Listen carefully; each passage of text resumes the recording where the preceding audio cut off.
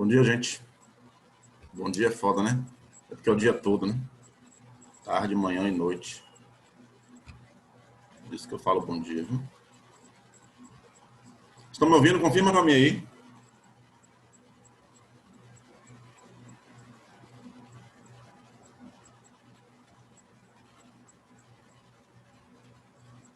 Me ouve, galera? Sim, sim, valeu. Deixa eu só compartilhar para vocês aqui.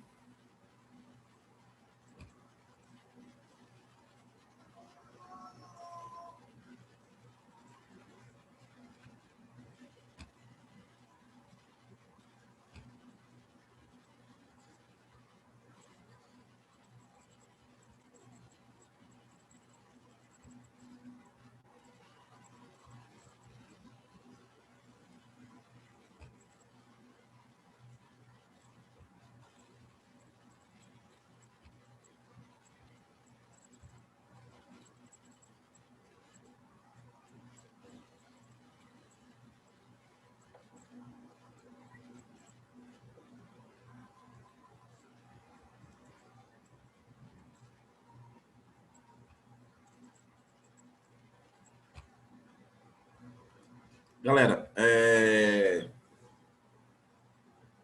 a gente vai ver o sustentabilidade, né? Mundo urbano, na verdade, sustentabilidade. A gente tem todo uma série de conteúdos que vão acabar se interrelacionando, nossa, aqui, que a gente precisa introduzir antes de entrar em sustentabilidade, certo? Primeira coisa importante, sempre que a gente fala em sustentabilidade, a gente deve entender, deve saber que essa sustentabilidade hoje envolve o mundo urbano, certo? Há muito tempo, nós tínhamos a ideia de sustentabilidade presa ao meio ambiente. Então, sempre que falava em sustentabilidade, a ideia era meio ambiente, certo? Natureza. Pouco se colocava o homem e o espaço em que o homem está inserido. A partir da conferência de 2012, a Rio+20, certo? Nós passamos a ter uma ideia de que, para se discutir sustentabilidade, eu preciso lembrar que o homem, né, é o ser responsável por todo o desenvolvimento dessa sustentabilidade. O meio ambiente em si não foi o homem que criou, mas é ele que administra. A gente podia usar esse termo, certo? Então, eu queria falar algumas coisas. Primeiro, os impactos ambientais, a sustentabilidade, ela é atingida, certo? Principalmente devido à evolução da presença do homem na cidade. Então, assim, à medida que nós temos as cidades tendo maior quantidade de pessoas do que o campo, certo? Eu tenho essa sustentabilidade sendo fortemente atingida. A população urbana cresceu demais, certo? E por crescer demais, nós passamos a ter essa sustentabilidade sendo atingida, certo? Aí eu tenho, primeiro, peraí, rapidinho.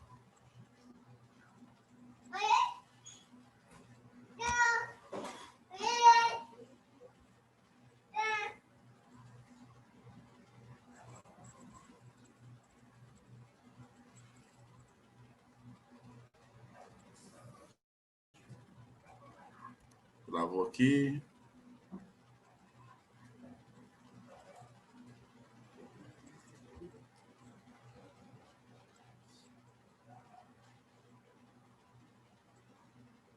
Peraí, gente.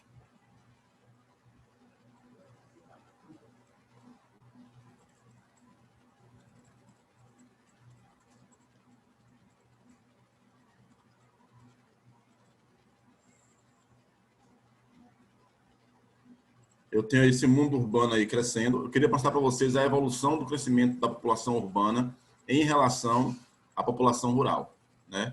Nós temos hoje um crescimento da população que mora nas cidades em detrimento, né, de uma diminuição da população que mora no campo. E nós temos um gráfico que vai acabar representando esse processo aí. As maiores cidades do mundo, queria deixar claro para vocês isso aqui. Deixa eu botar aqui só um pouquinho, porque passou uma a mais.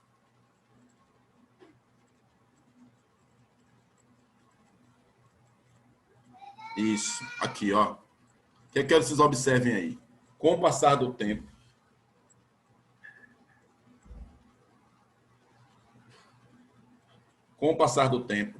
a gente vai ter um crescimento da população urbana, vocês observem aí, certo? E uma diminuição da população rural.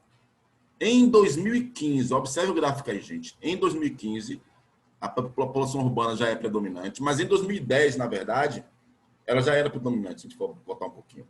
Observe, eu estou falando de 10 anos atrás. Mesmo com o processo intenso que nós temos de êxodo rural, né, de processos migratórios, eu tinha a maior parte da população vivendo no campo até 2010. Então, até 2010, nós tínhamos uma população muito mais rural do que urbana. Isso acontece por quê? Principalmente por causa da China e da Índia.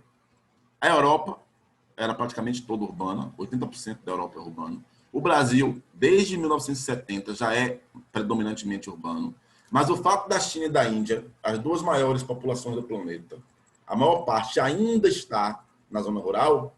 Quando eu pegava a população mundial como um todo, eu tinha uma predominância de população rural. Para a gente entender o peso que China e Índia têm.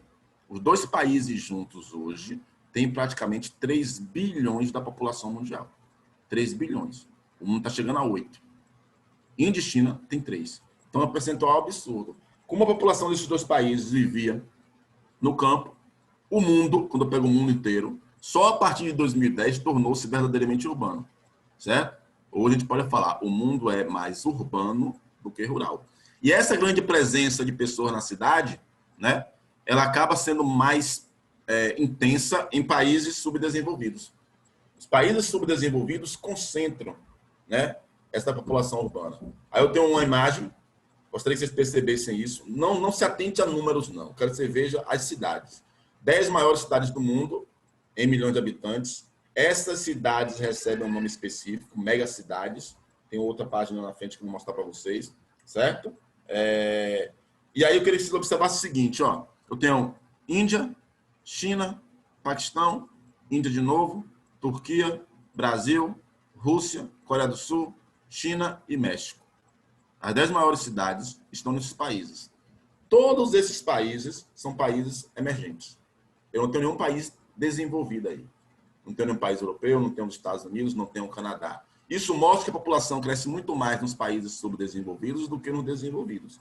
Uma questão para a gente analisar isso aí é óbvia, que é o quê? Se eu tenho mais países subdesenvolvidos no mundo, com certeza a população vai crescer mais nos países subdesenvolvidos. Beleza, beleza. Mas eu poderia ter, por exemplo, uma Nova York, uma Tóquio, certo? Tendo muito mais população do que essas cidades aí. E não tem. Então, o crescimento urbano hoje é um fenômeno dos países emergentes, dos países subdesenvolvidos. E aí eu gosto sempre de lembrar para vocês, na nossa primeira aula eu falei sobre isso. Quando falar em China, esqueça o termo desenvolvido. A China é uma potência econômica, mas a população na China não vive bem. Como é que eu sei disso? IDH. O desenvolvimento ele não está totalmente relacionado ao aspecto econômico. O termo desenvolvimento é IDH. Quando que o país é desenvolvido? Quando a saúde tem qualidade, quando a educação tem qualidade, quando a renda média da população é grande.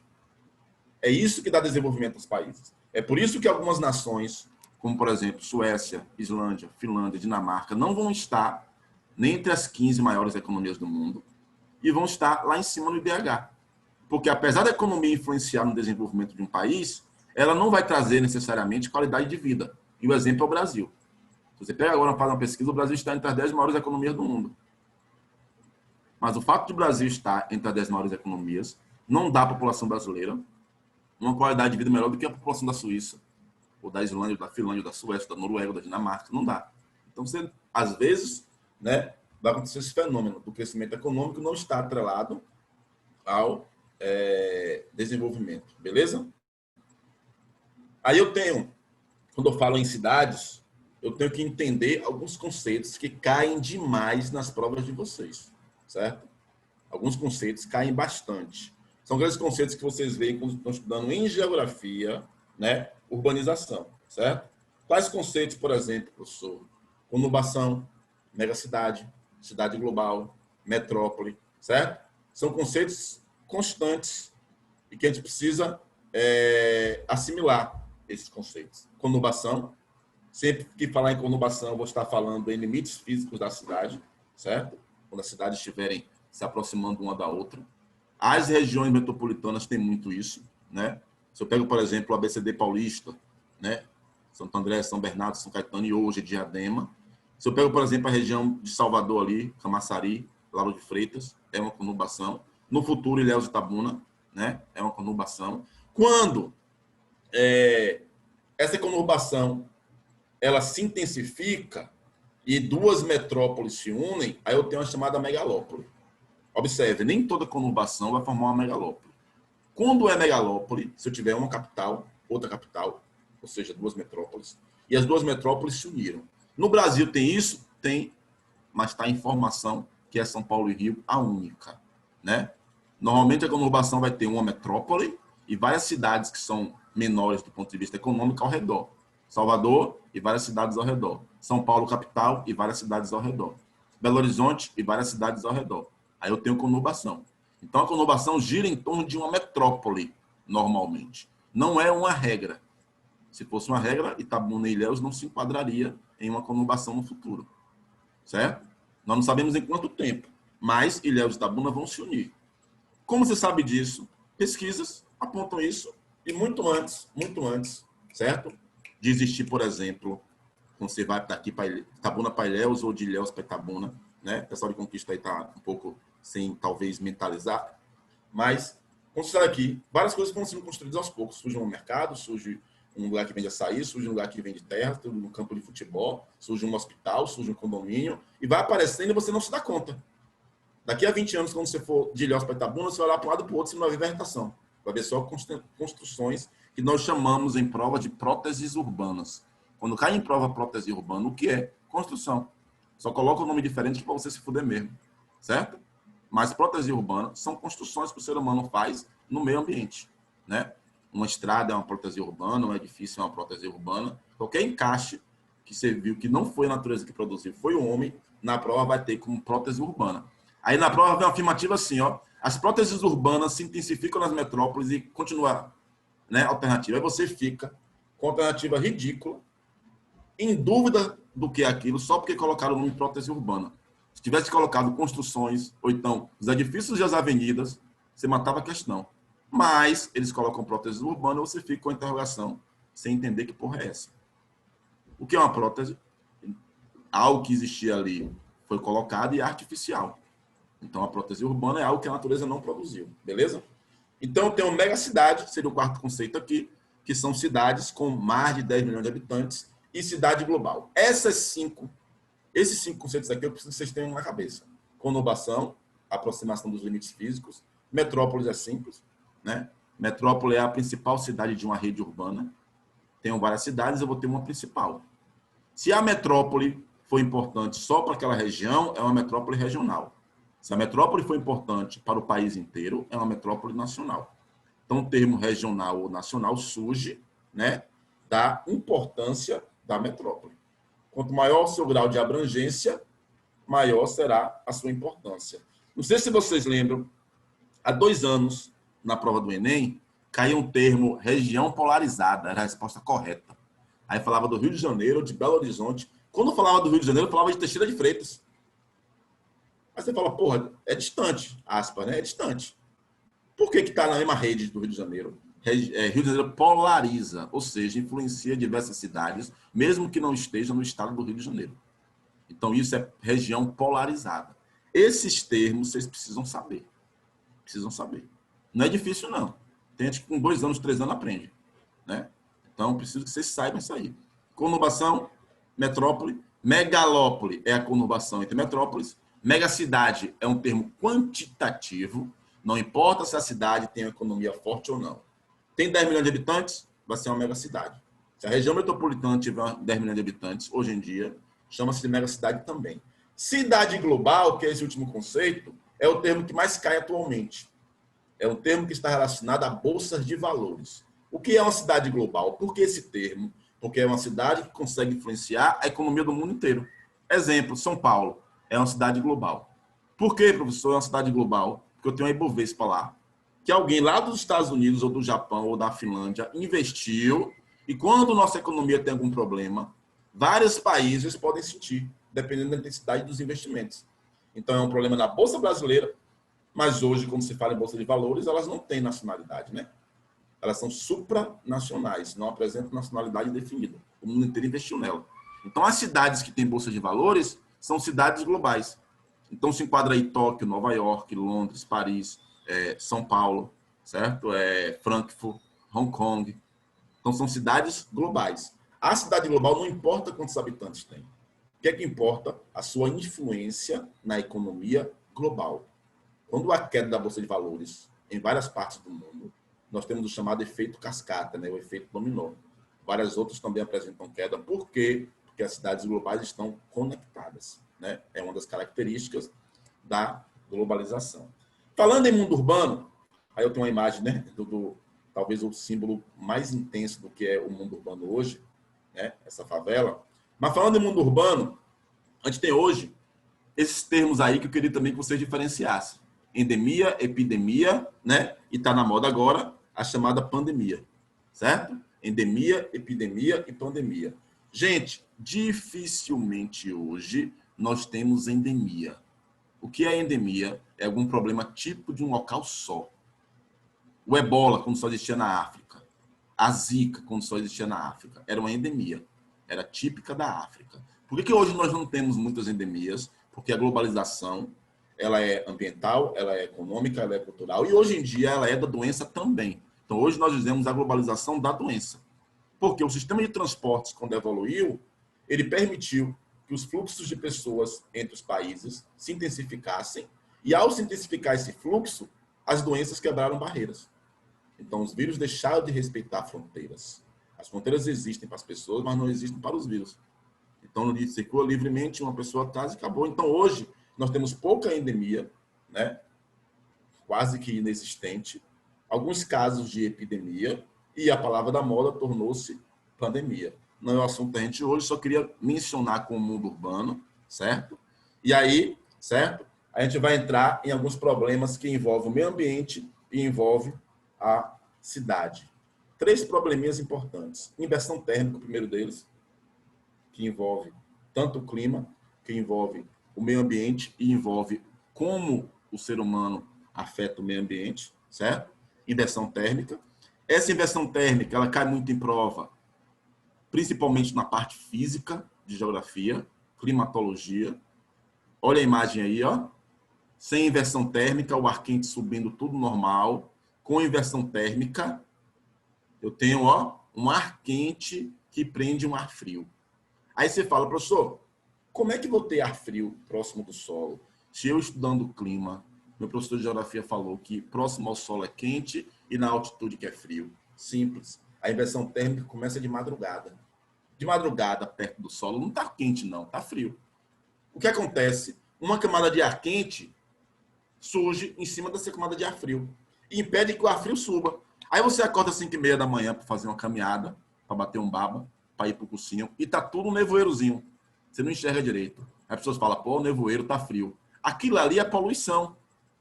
É tudo poluição. Como o ar quente prendeu o ar frio, a poluição não subiu. Então você saiu de casa, tá com o carro ali, tá andando, tá tudo meio que ruim de enxergar. À medida que vai amanhecendo e o sol vai surgindo, vai aquecendo, aquecendo. Quando o ar aquece, o ar fica leve, sobe. Aí você começa a enxergar tudo normal. É por isso que as pessoas fazem o quê? A minha rinite tacou, estou espirrando. É por causa do frio. Não é por causa do frio, não, gente. É por causa da poluição. A poluição ficou presa próximo de onde você está respirando. Se fosse o frio que te causa o espirro, que te causa a gripe, que te causa a sua alergia, se fosse o frio, você teria o ano inteiro. O ano inteiro você está dentro da sala de aula com ar-condicionado. Por que no verão, com ar-condicionado, você não fica desse jeito e fica no inverno? Simples. Porque no inverno, a camada de ar frio não subiu. Então, os poluentes estão na sua altura. Você está respirando poluentes. E aí a pessoa fala, quando muda o tempo assim, quando o frio chega, eu fico gripado. Isso aí é senso comum. Você não ficou gripado porque a temperatura baixou ou porque está frio, não. Você ficou gripado porque você passou a respirar os poluentes que não estão subindo. Porque como está frio o ar, está pesado, então você está respirando os poluentes que constantemente sobem quando está no verão. porque o ar está leve. Então, a inversão térmica faz você respirar CO2, faz você respirar gases que no verão você não respira. Então, não é necessariamente o frio. Porque você, em janeiro, fevereiro e março, está com ar-condicionado em sala de aula e não está espirrando, não está sentindo nada. E no inverno você vai sentir. Mas você vai atrelar o frio, porque a mãe falou, o pai falou, o avô falou, e porque é inverno, né? E aí você pensa que é o frio que está fazendo com que você tenha todos aqueles problemas respiratórios. Em prova, você pode ter a inversão térmica caindo em biologia, né? Fazendo alusão, né, a esse processo aí, ou em geografia, na parte que envolve clima, que envolve, né, a urbanização. Sempre lembrando o seguinte, tem gente que fala, professor, né, vocês estão fazendo medicina mesmo, fica, pô, não sei por que eu estudar clima, o que é que eu vou precisar? O médico precisa o tempo inteiro de clima. Vocês vão ver quando vocês fazer o curso que eles vão detectar várias doenças pela estação do ano. Se tiver no verão e você estiver espirrando, tiver no inverno e você espirrando, ele entende diferente. Pô, tá no verão ele está espirrando, não é um problema só de respirar o ar poluído, não. Como é verão, ele pode ter um problema crônico, já vai analisar diferente.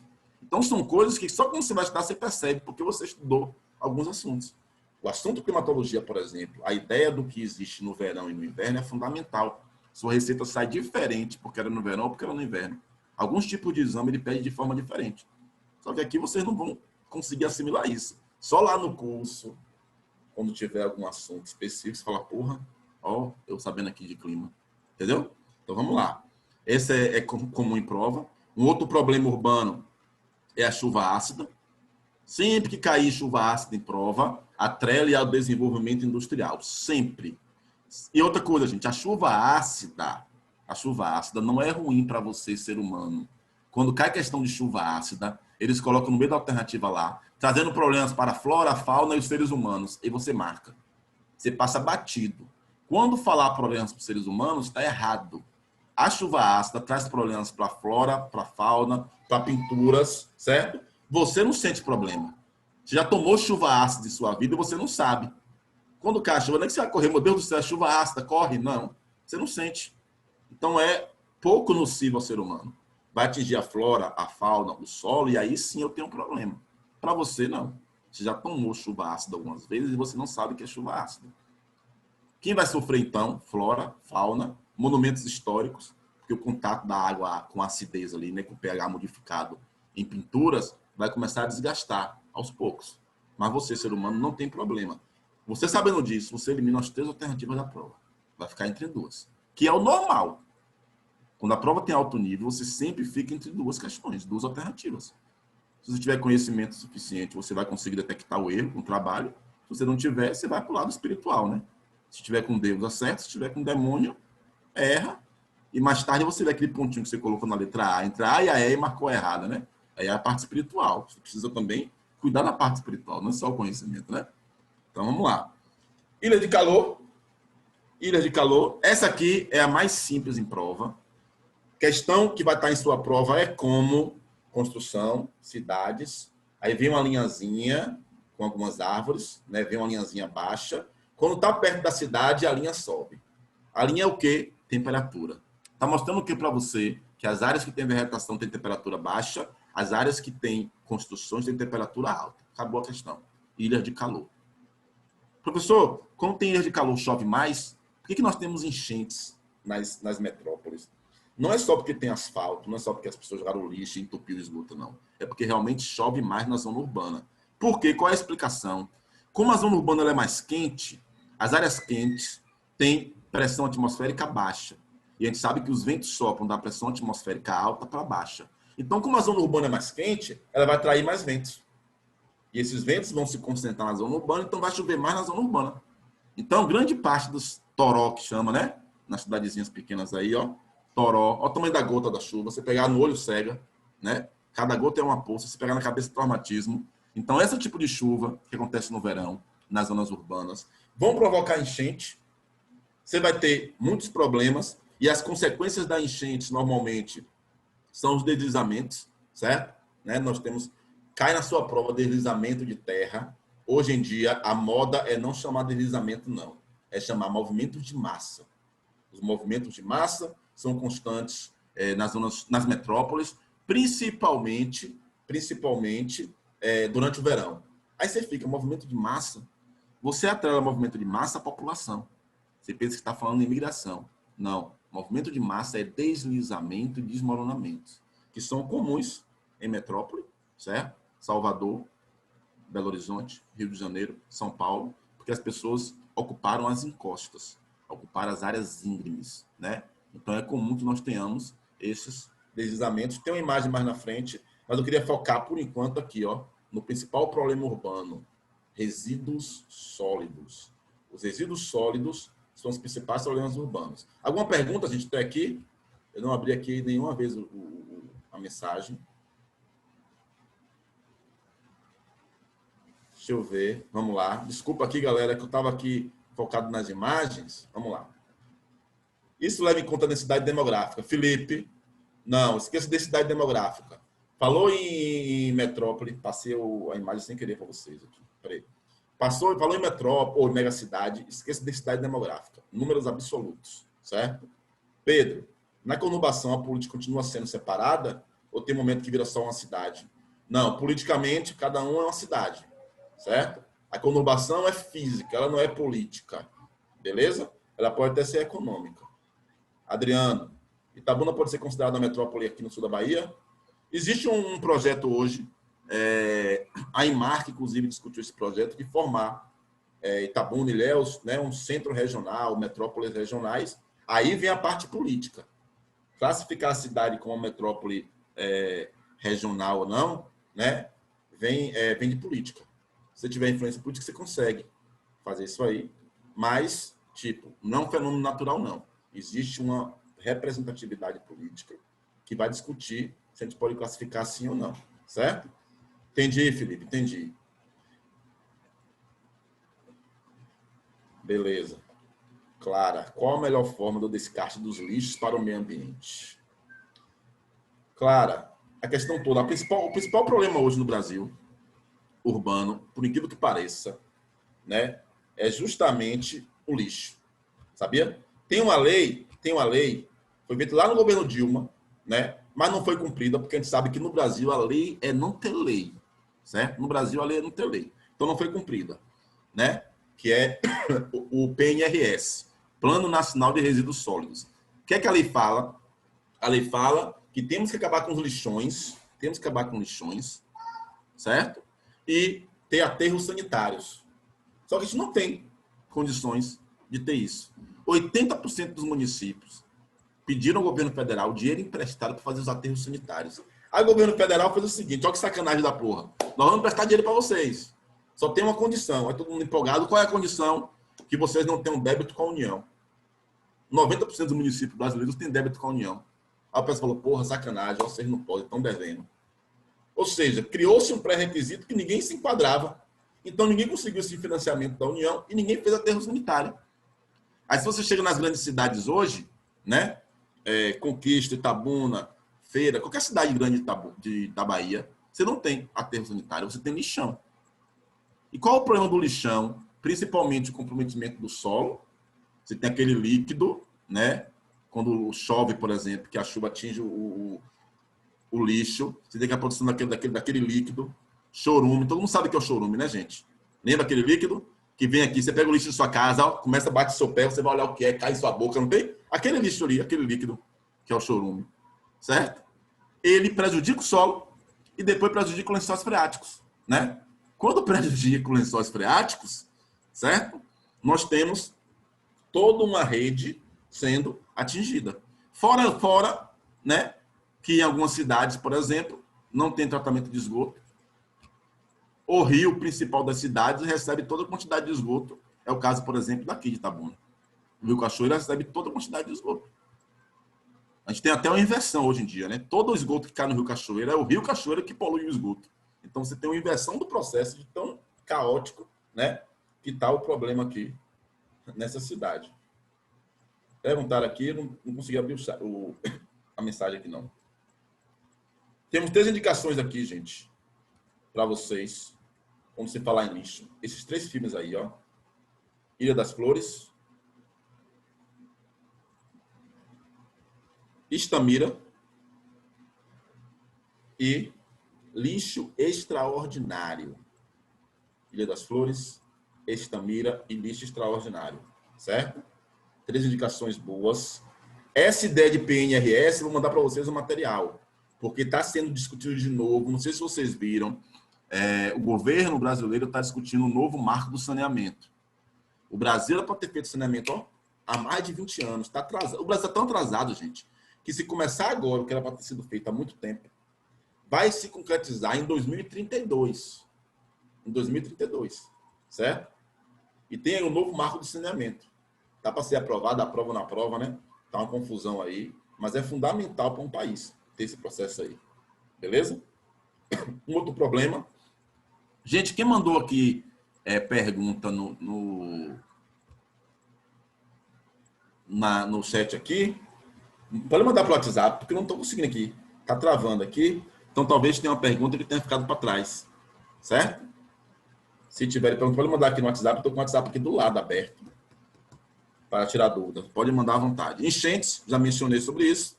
Movimento de massa, tem a imagem aqui, ó. Movimento de massa, que é... Ó, tem uma música de Pissirico, eu não gosto não, mas essa música é interessante, ó. Exuaxuá, Exuaxuá. Essa música fala sobre isso justamente, né? Sobre a chuva, sobre o processo de deslizamento, né? Você tem um fenômeno, o cara que é pobre diz que não tem nada, quando tem deslizamento diz que perdeu tudo. Você fica em dúvida, como assim, porra? Não tinha nada e agora perdeu tudo, né? Justamente aí. Essa música é importante para você fazer uma análise. Aproveita que não é toda música assim que você tem uma coisa para fazer análise, não. E aí você tem Chuá, esse processo aí de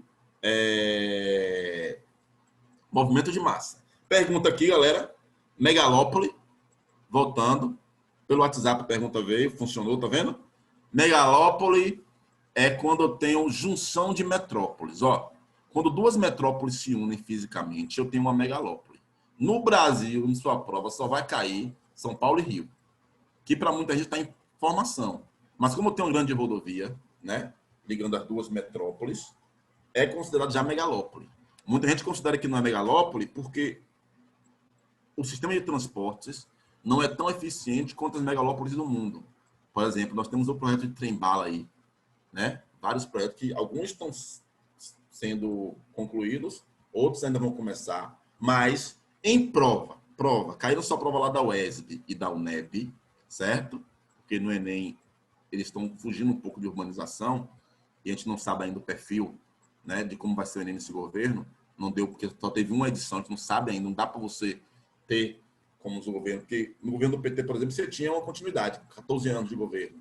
Desde 2009 até 2015, você tinha um estilo de prova, então você mapeava. Agora você não sabe.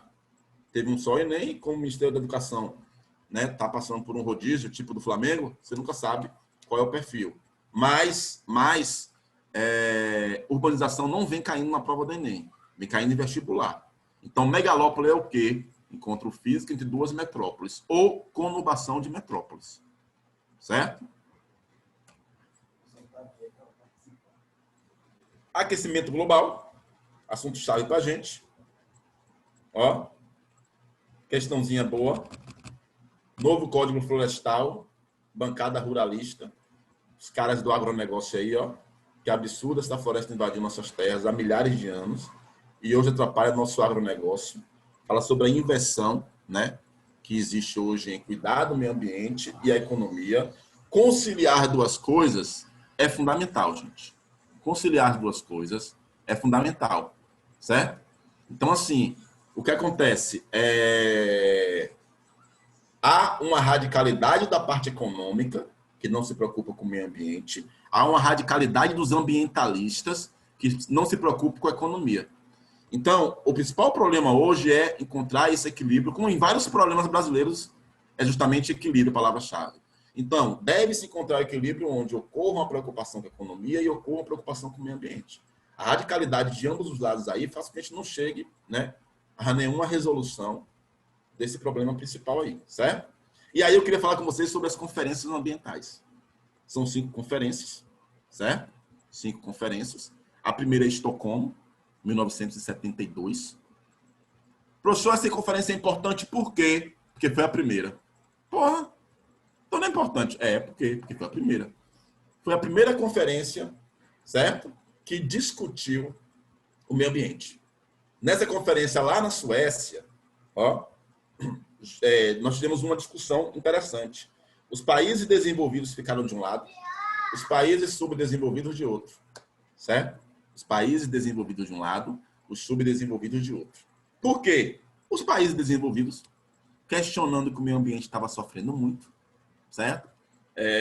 Falaram o seguinte, ó, a gente defende que ocorra uma diminuição da produção industrial. Vocês precisam parar com a industrialização porque o meio ambiente está sofrendo. Os desenvolvidos. Os subdesenvolvidos que estavam empolgados, se industrializando na década de 70, falaram o seguinte, porra nenhuma, vocês se desenvolveram, destruíram a porra toda, poluíram, agora que a gente está se desenvolvendo não pode mais. Resumindo, nessa primeira conferência nós tivemos um embate. De um lado, os desenvolvidos, que criaram um slogan, desenvolvimento zero, do outro, os subdesenvolvidos, que criaram um slogan, desenvolvimento a qualquer preço. Então ficou um defendendo que não fizesse nada e o outro defendendo que fizesse tudo. Certo? Vem cá para participar da aula. Por favor, tem um aluno aqui, pequenininha, rapaz. Só quer UFBA agora. Disse que não quer passar em... Não, só UFBA. Tá aqui. Aí, ó, tá assistindo aqui a aula, focada. Deixa eu pegar ela aqui para vocês verem.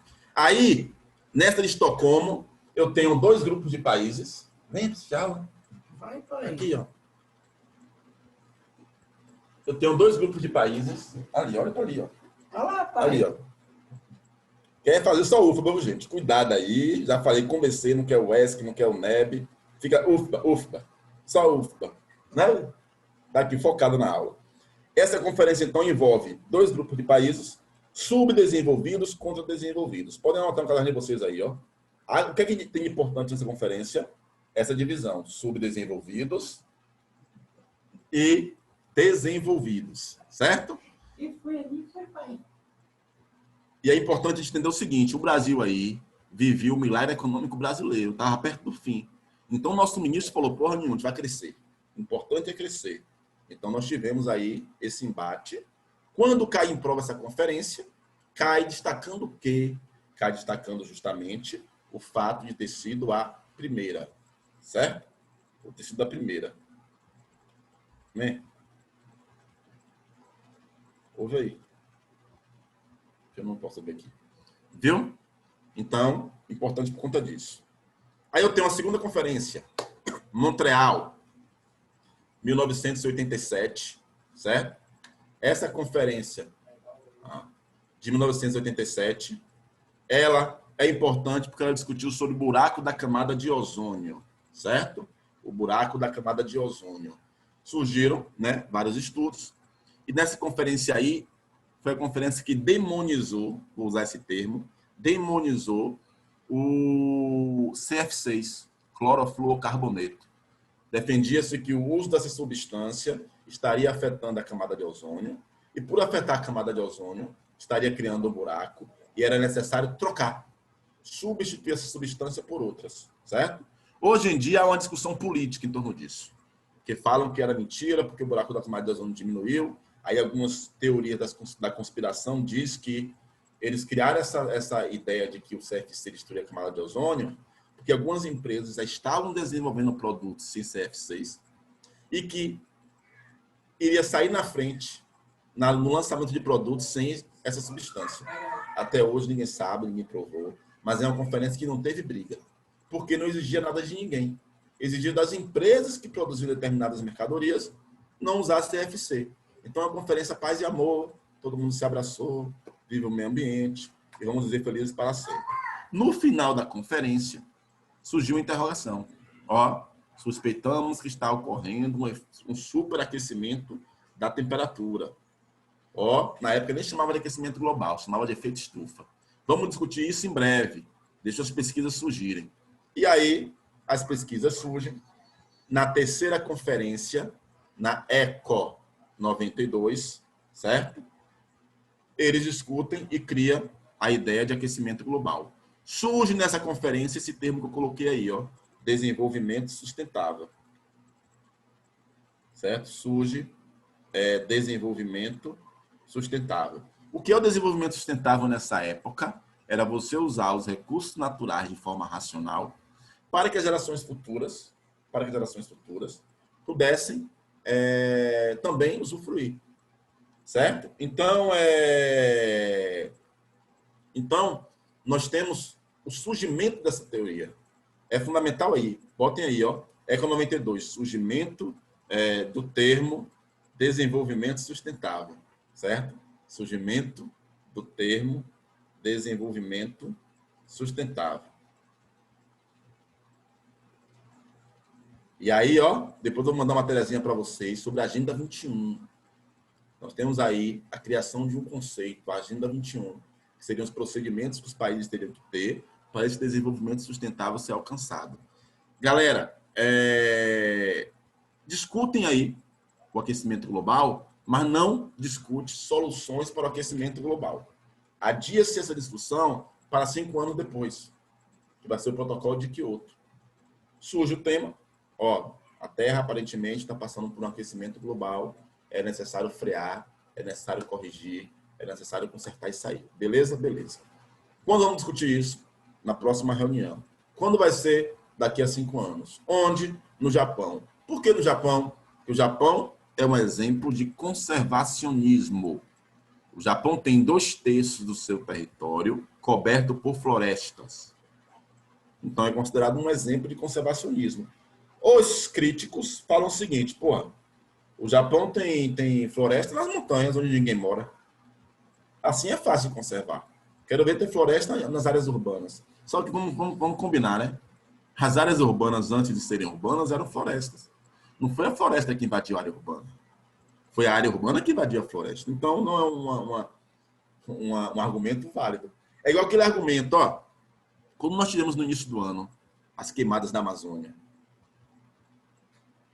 Como tivemos as queimadas da Amazônia?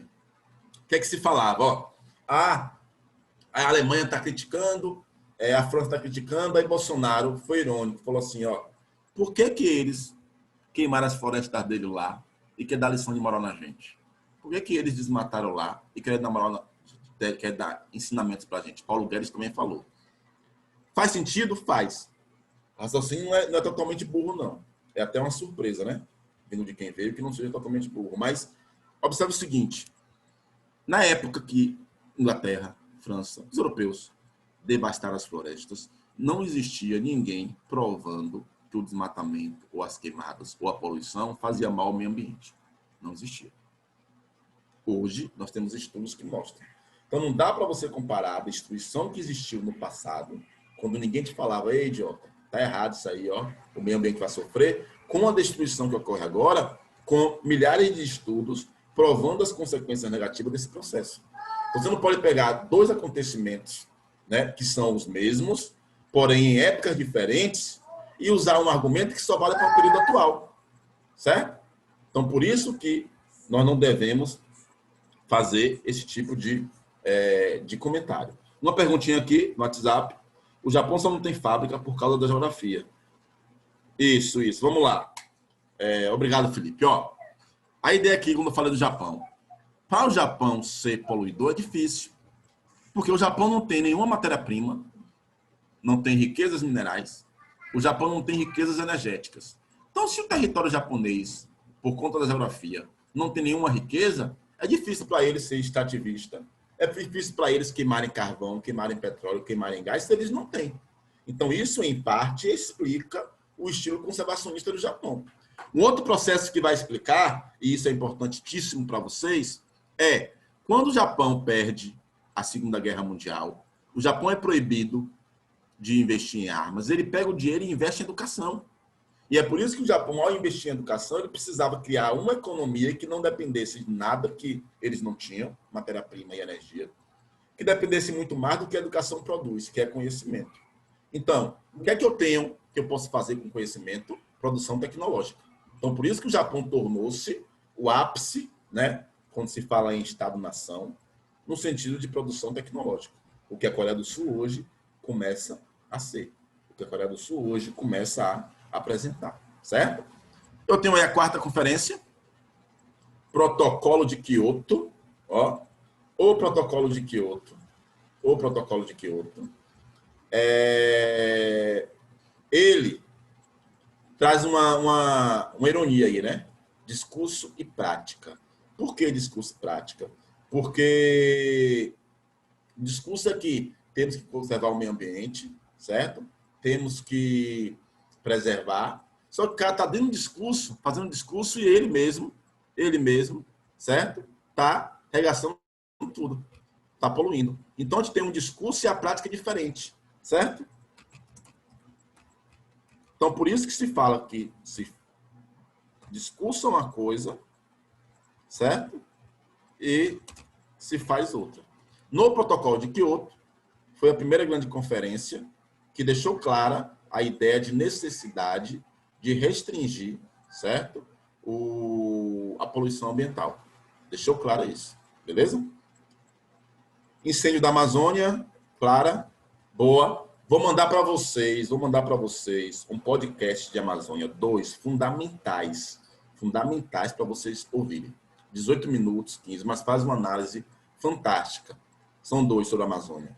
Indico muito. Teve uma aluna minha de Conquista que pediu um podcast, indicação, indiquei os 2. Ela ficou encantada. Falou, velho, que massa, perfeito. Os 2 podcasts. Vou mandar pós-aula para vocês, certo?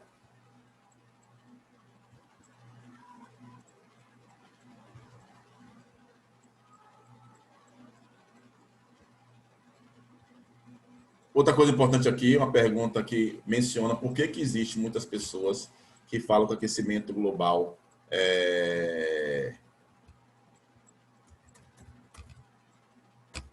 aquecimento global não existe. Simples. Tem os negacionistas. Os caras têm um argumento até inteligente. Qual que os caras falam? Se o ser humano erra a previsão de fim de semana, diz que vai chover e faz sol. Diz que vai fazer sol e chove. Por que quer acertar a previsão de 100, 150 anos? Então, os caras se baseiam nesse argumento para falar que não acreditam no aquecimento global. Existem os negacionistas, mas os negacionistas, eles não são, certo? Exclusivos do aquecimento global, não. É da vida. Né? O movimento antivacina, por exemplo, o movimento da Terra plana. Então, tem negacionistas de todas as áreas. Né? Beleza? Clara, como é que você bota que é para mandar, não enrolar? A gente fez as avaliativas, né, do curso. Inclusive, muita gente não devolveu, a gente precisa para melhorar o curso, da análise de vocês, da avaliação. Teve um dos alunos que colocou assim, né? Eu vi hoje, na verdade. De 0 a 5, né? Para muito satisfeito, 4. Qual é a crítica? A crítica é que tem muito material e às vezes não dá para acompanhar. Ó, a crítica é ter coisa demais. Aí vem Clara Elise e fala, é para mandar e não enrolar. Isso está de brincadeira, viu, Clara? Vou te botar na minha lista aqui. Na lista que eu tenho de jogar praga. Mas não vou jogar praga, não. Só botar na lista aqui, deixar de observação. Viu? Fique tranquilo. Beleza, gente? Protocolo de Kyoto. É importante saber o quê? É importante saber que nós tivemos no protocolo de Kyoto uma meta de redução da poluição em aproximadamente 5%. Em aproximadamente 5%. Em relação ao ano de 1990. Professor, por que 5%? Ou por que o ano de 1990? Porque foi o último ano que nós tivemos a União Soviética produzindo. Então, eles pegaram o último ano. Porque se pegasse 93, 94, tinha tido uma quedinha, que a União Soviética deixou de existir. Então, eles pegaram o ano de 1990 para ter um número elevado, para que, percentualmente, 5% tivesse um significativo grande. Certo? Então, nesse protocolo de Kyoto, todas as nações desenvolvidas assinaram, menos os Estados Unidos, e as subdesenvolvidas emergentes não foram obrigadas a assinar. Eles não aceitaram assinar, ganharam um tempo de 15 anos, que era 97, quando foi Kyoto, a 2012, onde seria Rio+20, para aí sim assinar. Mas também não assinaram. Assinaram um pouquinho depois, que foi o Acordo de Paris. Certo? Bom saber o que do protocolo de Kyoto, que os Estados Unidos não assinaram. Foi o único país desenvolvido a negar a assinatura. Qual o argumento dos Estados Unidos? Emprego. Se nossas fábricas tiverem que poluir menos, elas vão ter que reduzir a produtividade e, ao reduzir a produtividade, vão gerar desemprego. Foi o argumento. Mesmo argumento que quem utiliza hoje, Donald Trump.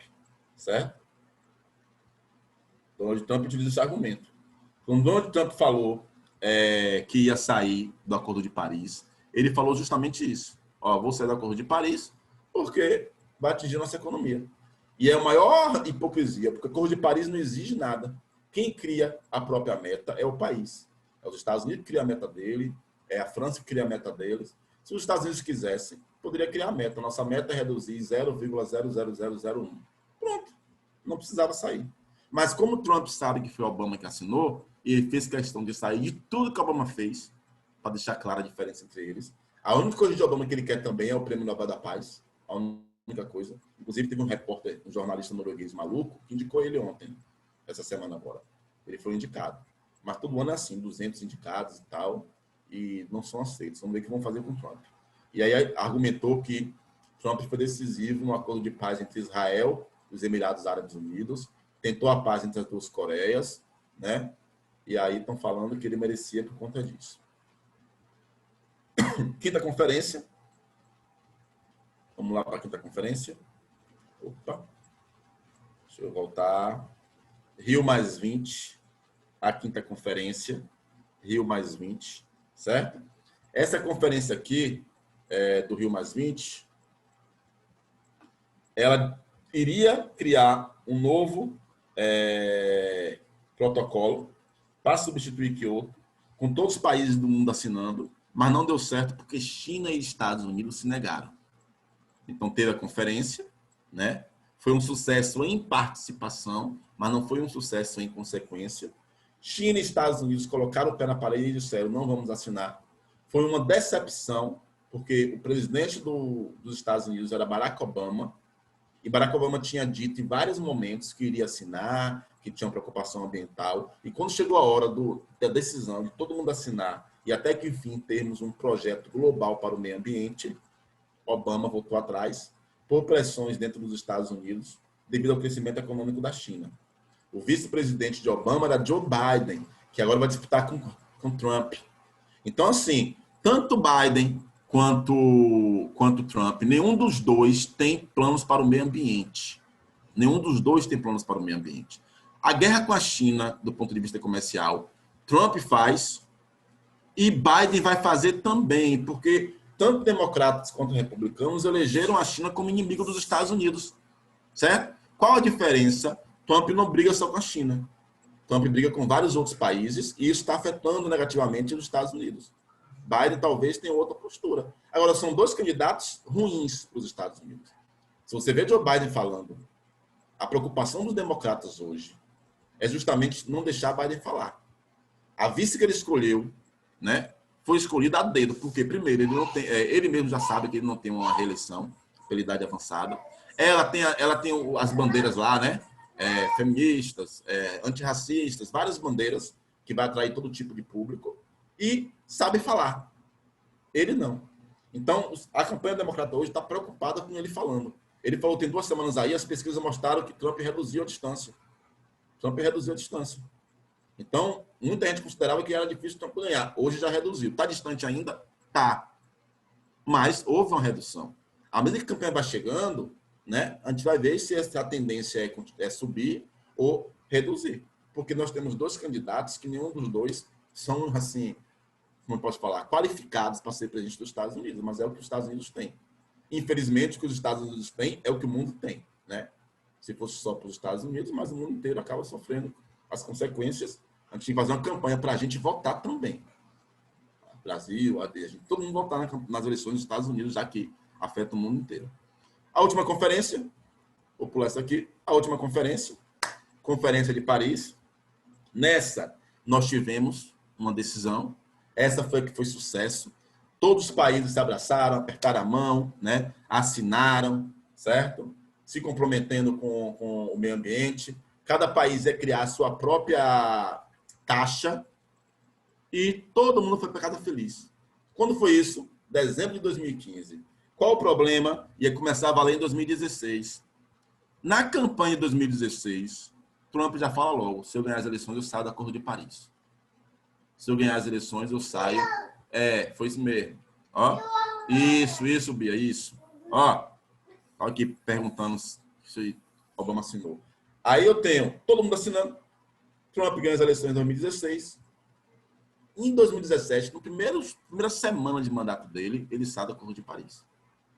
Não foi só do Acordo de Paris. Se você pegar aí e for pesquisar uma lista do que Trump saiu, ele saiu de um acordo com Cuba que ele não tinha feito. E aí você pode questionar, né? São argumentos dele. Talvez tenha sentido na visão dele. Saiu do acordo com o Irã. Saiu da Unesco, que os Estados Unidos tinham financiamento. né? Então foi abandonando vários acordos. Ameaçou sair do NAFTA, saiu do Acordo de Pacífico, tudo que Obama fez. Para o meio ambiente, qual foi o problema? Ele saiu do Acordo de Paris, foi o único país a sair depois de assinar, todo mundo assinou, talvez a Síria não tenha assinado, que estava no auge da guerra da Síria, depois podem confirmar para mim, a Síria que não assinou, o restante assinou. E os Estados Unidos acabou, né, abandonando esse acordo. Então, esse acordo sem os Estados Unidos faz que outras nações, acabem questionando se vale a pena ou não continuar no acordo, certo? Eu queria que vocês soubessem que todos esses acordos aí não foram os únicos, tanto que está aqui no número 6, COP21, era a 21ª Conferência do Clima. Só que existem conferências que se encontram, debatem um tema solto ali e acabou. As conferências principais, onde chamaram a atenção do mundo por algo inovador ou por algo que não tinha sido discutido antes, merecem destaque. Por enquanto, né, essas 6 aí, certo? Essas 6 aí são as mais importantes, finalizando justamente com o Acordo de Paris, beleza? A nossa próxima aula envolve meio ambiente também, mas envolve água. Nós vamos focar em água. E aí vamos trabalhar as bacias hidrográficas brasileiras, vamos entrar nas guerras por água no mundo, vamos entrar no estresse hídrico, vamos entrar nas construções de usinas hidrelétricas no Brasil, que todo ano tem 2 questãozinhas sua prova, uma, certo? É um tema interessantíssimo aí, água, porque também pode ser, né, tema de redação. Certo, galera? Tudo tranquilo? Beleza? Alguma dúvida? Estou conseguindo aqui abrir agora o chat. Estava travando aqui um pouquinho. Fiz uma aula em um lugar diferente hoje, eu não estava em casa. Saí para resolver uma coisa e fiquei um tempo na rua resolvendo, tive que fazer aula aqui. Mas está tudo bem, tudo certo. Quem tiver dúvida, manda para o WhatsApp, certo? Bom fim de semana para vocês. Ó, todo o material foi feito em cima de uma imagem real da China, que é essa imagem aqui. Se vocês forem observar os slides no fundo, as imagens no fundo estão ficando cinzas, e aí está uma imagem real de uma cidade chinesa, se eu não me engano é Xangai, certo? Poluição no mais alto nível. Bom, fim de semana, qualquer dúvida, estamos aí para atendê-los. Beleza?